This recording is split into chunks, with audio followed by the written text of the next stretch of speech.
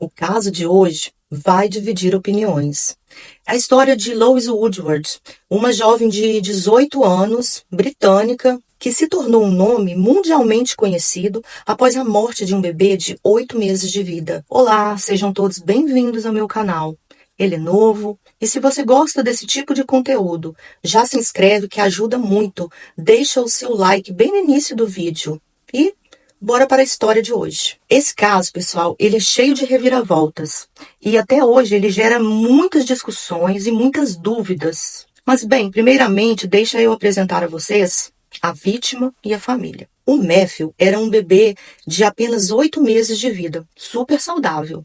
Ele era filho de um casal de médicos, Sunil e Deborah Epan, um casal que morava em Newton, em Massachusetts. Segundo os pais, Matthew era adorável, um bebê cheio de vida, sorridente, cercado de amor e carinho. Mas, infelizmente, a vida de Matthew teria um fim trágico no dia 4 de fevereiro de 1997. A família contratou Lois, que era, na época, uma jovem de 18 anos, para ser babá de Matthew e de seu irmão Brandon, de 2 anos. Lois saiu da Inglaterra para trabalhar como au pair nos Estados Unidos.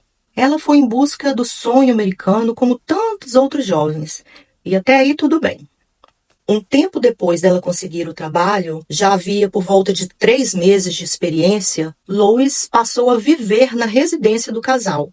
Lois era descrita como uma jovem comum e feliz. Já para os patrões, no início ela parecia ser uma babá dedicada. Porém, logo, Lois começou a apresentar problemas. Os pais do pequeno Matthew e do Brandon passaram a reclamar de seu comportamento problemático. A mãe das crianças, a Deborah, relatou que Lois era ausente, preguiçosa, negligente e irresponsável com as crianças. Relatos sobre a sua falta de dedicação causou uma tensão entre a babá e entre a sua patroa Deborah. E passou-se um tempo. Lois ficou sozinha com as crianças no dia 4 de fevereiro e fez uma ligação para a emergência. Ela estava desesperada, dizendo que Matthew estava com dificuldades para respirar. Lois alegou que o bebê havia engasgado com seu próprio vômito. Mas será que foi isso mesmo que aconteceu? Enquanto o bebê estava sendo levado às pressas para o hospital, o que ninguém imaginava é que quando chegasse lá, os médicos iriam suspeitar imediatamente de algo muito mais grave.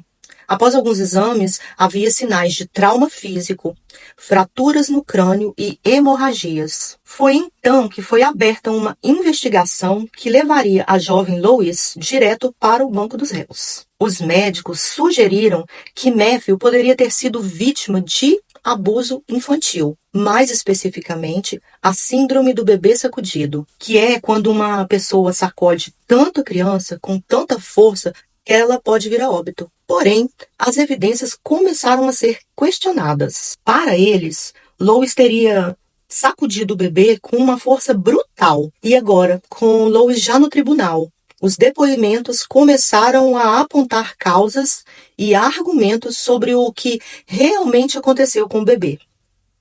A acusação alegou que Lois estava frustrada com o choro incessante da criança e que o havia sacudido violentamente, causando as lesões fatais. Lois, por sua vez, negou qualquer ato de violência e insistiu que estava apenas tentando salvar o bebê após ele engasgar e que ela só sacudiu para tentar reanimá-lo. Foi aí, durante o julgamento, Lois fez algo inesperado. Subiu ao banco das testemunhas e, em sua própria defesa, algo incomum em casos de homicídio, ela declarou com voz trêmulas e lágrimas nos olhos que nunca teve a intenção de machucar Matthew e que apenas o sacudiu levemente quando percebeu que ele não estava respirando e que ela só estava tentando reanimá-lo. Seu nervosismo, seu sotaque britânico e sua juventude chamaram muito atenção, tanto nos Estados Unidos quanto na Inglaterra. O julgamento de Lois foi um verdadeiro duelo de especialistas. A acusação afirmou com firmeza que os ferimentos causados em Matthew, a hemorragia subdural, fraturas cranianas e lesões oculares só poderiam ter sido causados por sacudidas violentas e muito impacto. Já os especialistas da defesa de Lois argumentaram que os ferimentos poderiam ter ocorrido dias ou até semanas antes da morte e que não havia evidência clara de que Lois teria causado tudo aquilo. No momento do veredito, em 30 de outubro de 1997, o júri considerou Lauren, no momento do veredicto, no dia 30 de outubro de 1997, o júri considerou Lois culpada de homicídio em segundo grau, o que significava uma pena obrigatória de prisão perpétua e sem possibilidade de liberdade condicional por 15 anos. O público ficou dividido e a comoção foi imediata, com manifestações na porta do tribunal e a cobertura ao vivo em vários países. Esse caso, então, pessoal, tomou um rumo surpreendente. É o que a gente nunca espera. Em uma decisão raríssima, o juiz Hiller Zobel reduziu a condenação para homicídio culposo, quando não há intenção de matar, alegando que o júri havia sido severo demais e sentenciou Lois a 279 dias, exatamente o tempo que ela já havia cumprido. Essa decisão provocou polêmicas internacionais. Muitos aplaudiram e outros acusaram o sistema de favorecer uma ré branca e estrangeira. A cobertura da mídia e o julgamento teve uma transmissão ao vivo pela Courts TV e ampla cobertura na BBC, CNN e jornais do mundo. Foi tratado quase como um reality show. A imagem de Lois com um uniforme de presidiária e olhos inchados de tanto chorar estampou capa de vários jornais, gerando debates sobre justiça, sobre abuso infantil e xenofobia. Já Débora, a mãe de Matthew, deu um depoimento contrário às alegações, descrevendo Lois como preguiçosa e deficiente em suas responsabilidades. A dor da família Epan era imensurável e sua luta por justiça se tornaria uma das mais debatidas nos tribunais. Alguns detalhes continuam questionáveis até hoje. E hoje, anos depois, Lois Woodward voltou para a Inglaterra e seguiu com sua vida. Ela estudou direito, chegou a trabalhar, mas abandonou a carreira para se dedicar a aulas de dança. Ela hoje é mãe de família, casada, tem uma filha. Porém, esse caso ainda gera muitos debates.